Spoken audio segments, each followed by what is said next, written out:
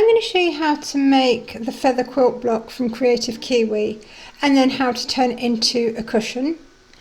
I've chosen the 8x8 block for this, and for that I've got my 8x8 hoop, a layer of no-show mesh pinned around the edge of my hoop, my fabric and batting cut to size, my thread colour and squizzers and masking tape. You don't need a matching bobbin for this. You'll find a link to this design in the video description below, along with information on where I get my supplies and some discount codes for you. I've hooped my layer of no-show mesh and then I've pinned around the outside, and that's just to keep this nice and taut in the hoop. So take your pin, rest it on top of your inner hoop frame, push it through and then bring it back round and back through your stabiliser, and that will anchor it beautifully in the hoop.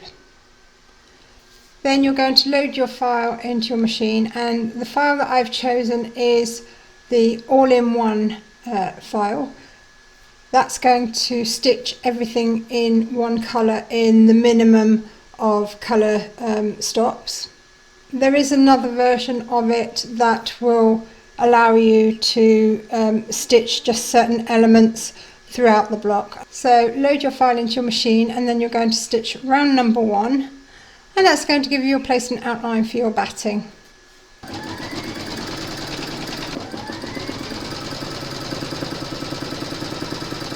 Place your batting over the outline and tape it in place. Pop your hoop into your machine and stitch round number 2.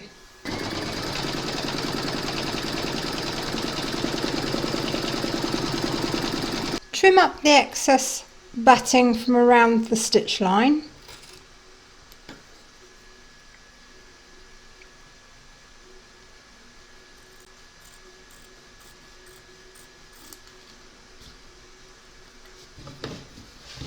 Place your fabric over the batting and try and get it as square as you possibly can, so that when you come to trim up your quilt block after it's finished, that you've got plenty of trim space on each side.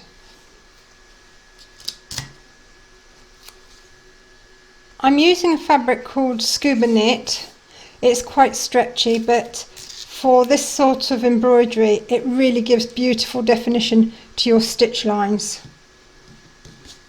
And in case you're wondering, this style of embroidery is called Trapunto.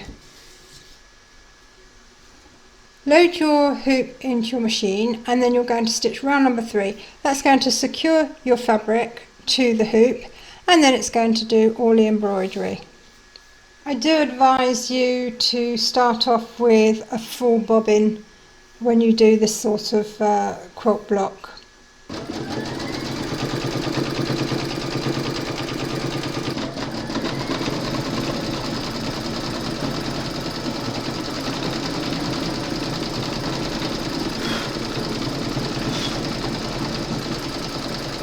And that's our block finished.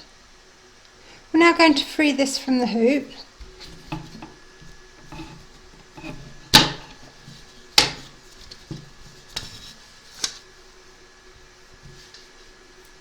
So now we're going to trim up the block. I'm going to use my quilting ruler and my rotary cutter.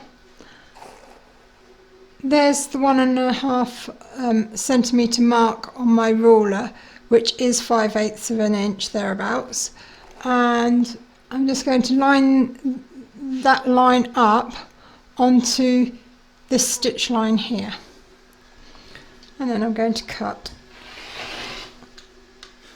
and we're going to do that on all 4 sides.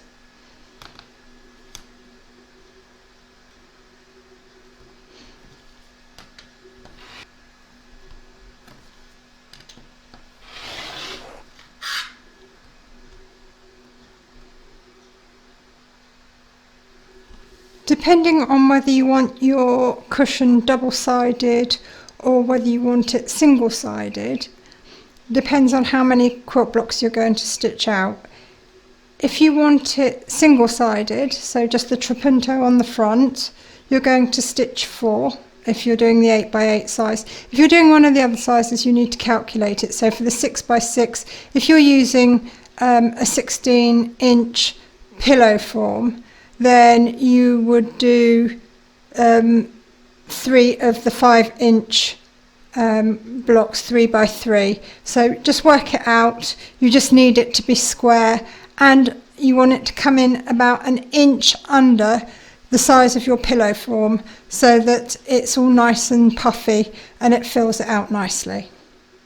When you're joining trapunto, it's always a good idea to line up as much of the elements in the design as possible. I like to baste my pieces together before I stitch them, because when you're using scuba, because it's a stretch fabric, it can move slightly while you're stitching it. So what we're going to do is, where we've got the flower petals in these corners, we're going to line them up, the satin stitching up, and the petals going down to the corners here. So lay one of your blocks face down on top of the other with the petals face down onto each other. And the easiest way I've found is to line the satin stitching up first, because that's going to be the most obvious if it isn't lined up properly. And I'm going to do that on the other side over here as well, so that I know that my block is going to be square.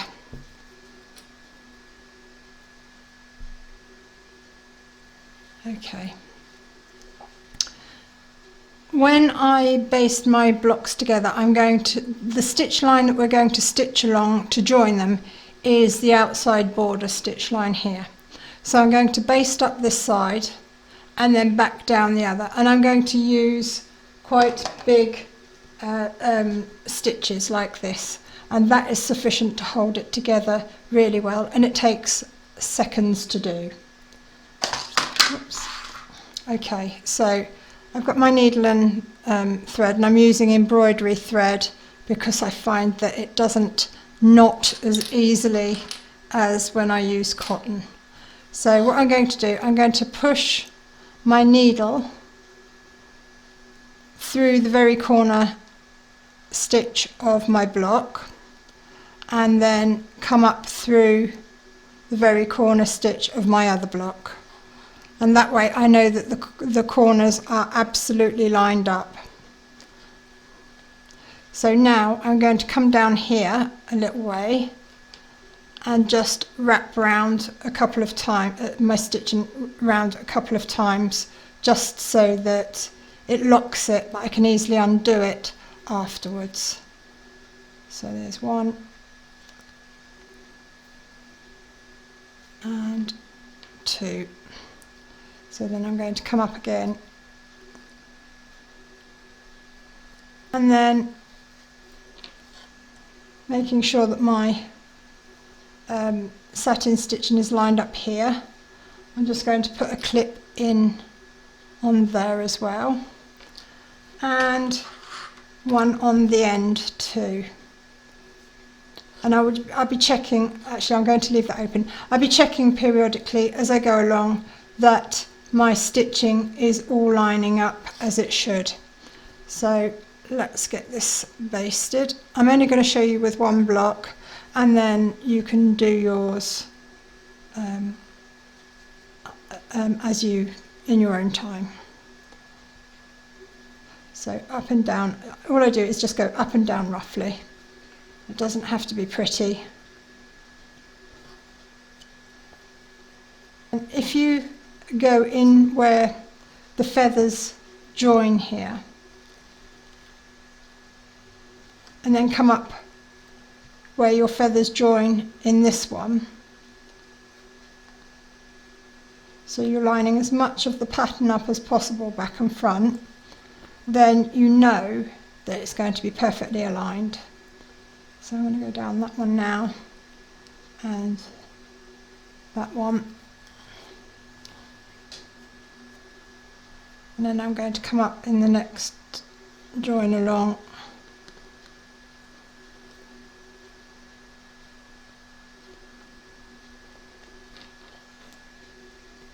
I know it takes extra time to do this, but it really is worth the effort because you do get excellent placement of your blocks.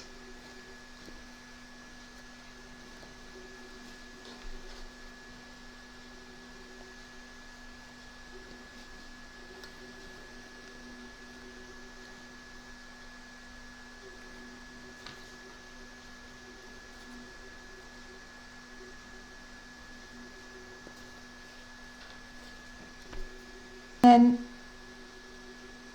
make sure that your stitch line here is lined up with your stitch line here.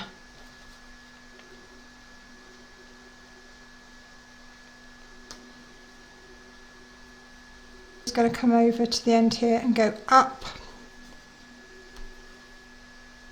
and because all that's lined up nicely, this side is a lot easier and a lot quicker. I'm just going to go up, down, up, down, up, down.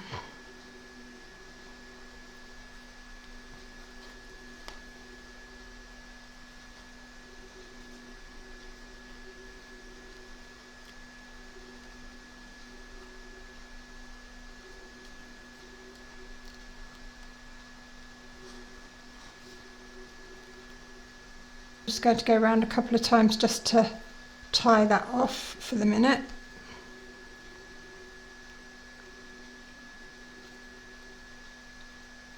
Remove my clips and trim this off. And that's my block, and you can see all the stitching is all nicely lined up. And you want to do the same for all your blocks, baste them into pairs. So next thing that we're going to do is we're going to stitch along here to join the two blocks together, following, well, actually stitching just a hair's width inside this side of the stitch line all the way down, and then you're going to do the same on your other block or blocks. Then when we open these out once they're stitched, we will then be joining these together like so, and that will give us, we will baste that together. I won't be showing that because I've shown you how to baste, and then we will join each of the pairs together as one big block.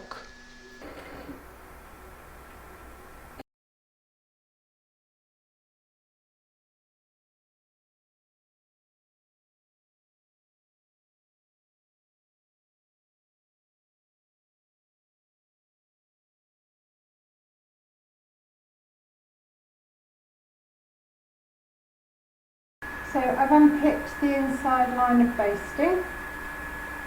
I'm just going to open this out so that you can see my joint, and there it is.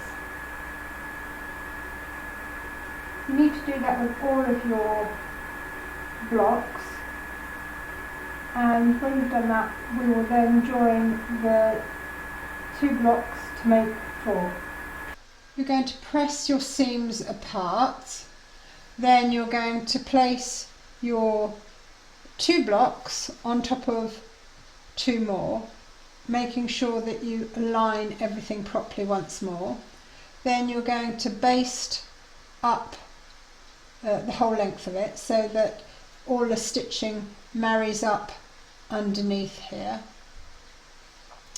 and then you're going to stitch all the way down a hair's width inside the stitch line of the outside border of your blocks.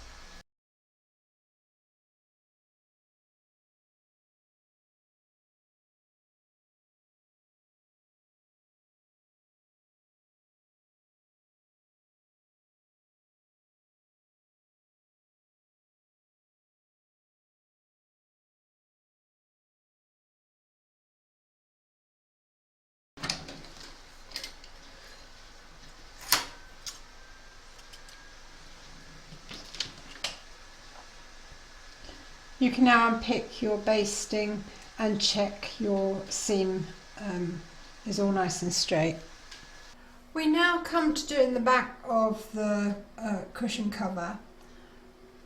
There's lots of choices here. You can have the zip at the top, you can have it wherever you like. I'm going to put mine in the middle. So I've got two pieces of fabric cut larger than my front. I've attached one side of the zip and the zip that I'm using is a lace zip, so that goes on top of your fabric rather than underneath. And then we're going to pin it in place, stitch it on.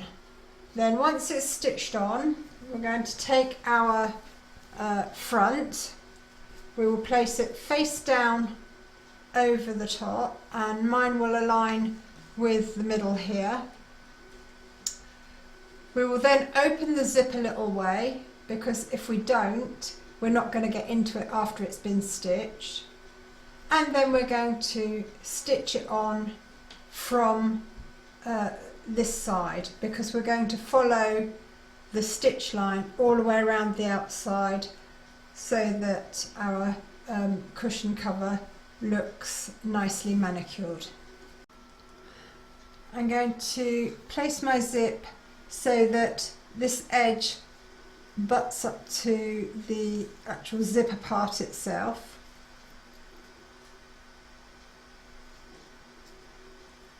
And then I'm going to pin away.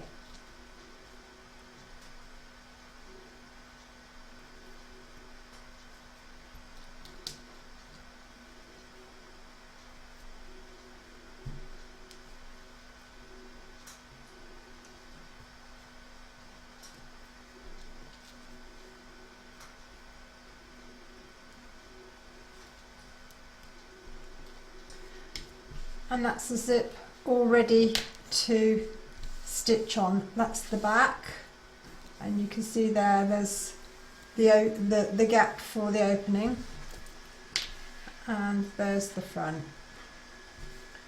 So let's go and stitch that on. I've put the zipper foot onto my machine so that I can get the stitch line close to the actual zip itself. You don't want it so close that it's going to impede the slider. So do be a little bit mindful of that. So I've pulled my zip down a little bit just so that it's not going to get in the way. And we're now going to start stitching it.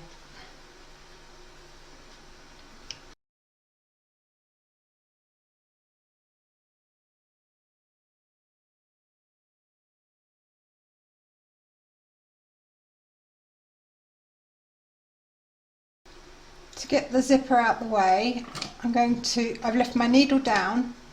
I'm going to lift that, turn it to the side, slide it across, and then turn it back again. And drop my foot, and off we go.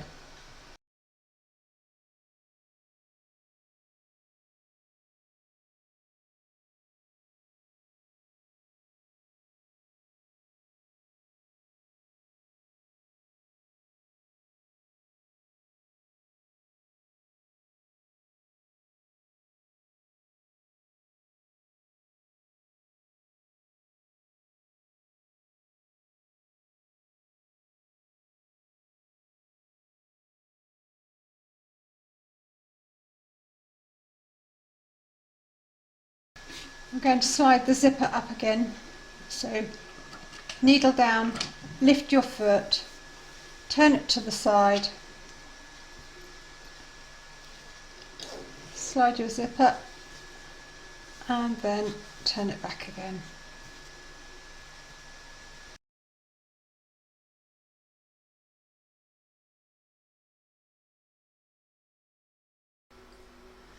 So we're now going to add our front to the back. Before we do, we need to take care of the matter of the zip, so open it up a little bit, and to keep this from pulling apart while I'm pinning it all in position, I'm going to put some tape across the end here, and a little bit more just down here to keep it out of my way. And where this is going to rattle about, I don't want it catching on anything, so I'm just going to take that down. Okay, so now we can place our front panel face down, and I'm going to align my zipper with the seam between the two panels here. And I want to make sure that the stitch line is going to be here, so I want to make sure that this metal piece of my zip isn't going to get in the way of here, because if it does, it's going to break my needle on my machine, and I don't want that. So I'm going to align this side first.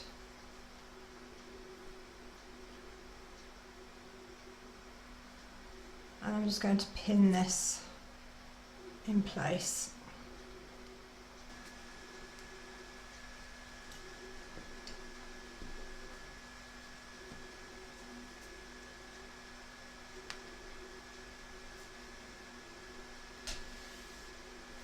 Just make sure that everything's laying nice and smoothly.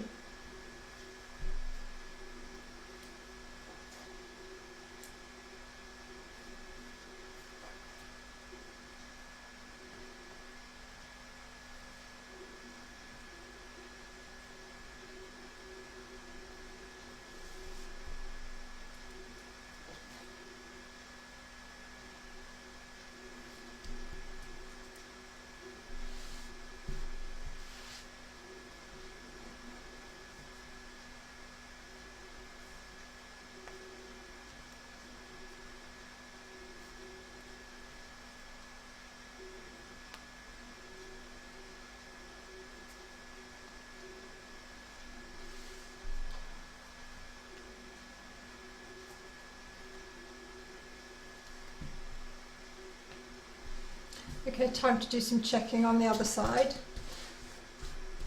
That all looks nice and smooth, and I can get in to my cushion from here after I've sewn it. So we're now going to take this over to the machine, and we're going to stitch a hair's width just inside the stitch line of the outside of the blocks, all the way around.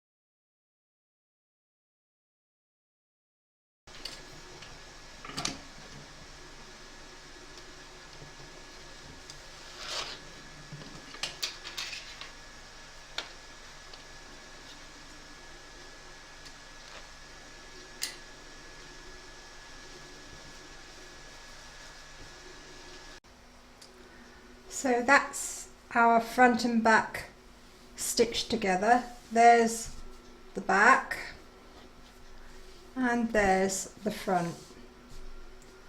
We're now going to trim this up so that it's all neat all around the edges, and I'm just going to trim so that it's all even to the edge of my blocks. I'm going to start with the narrowest.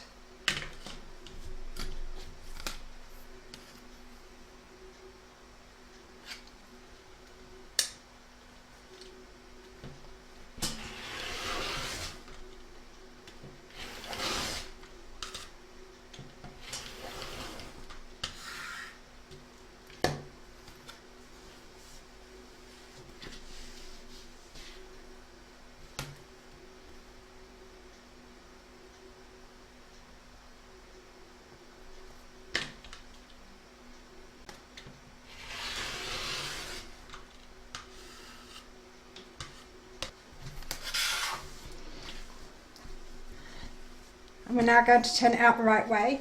I've got a piece of tape just holding this close, so I can just pull this out and unzip.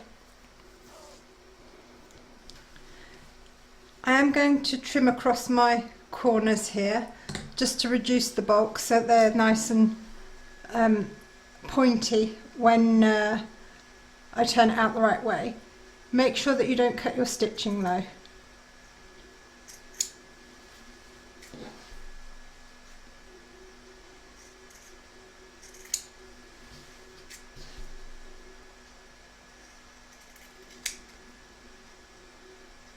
And now the moment of truth.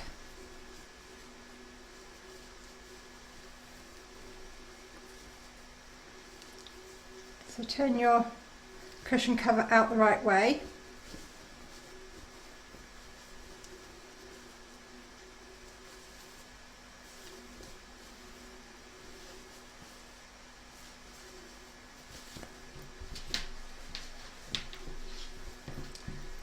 And then we can insert the form inside.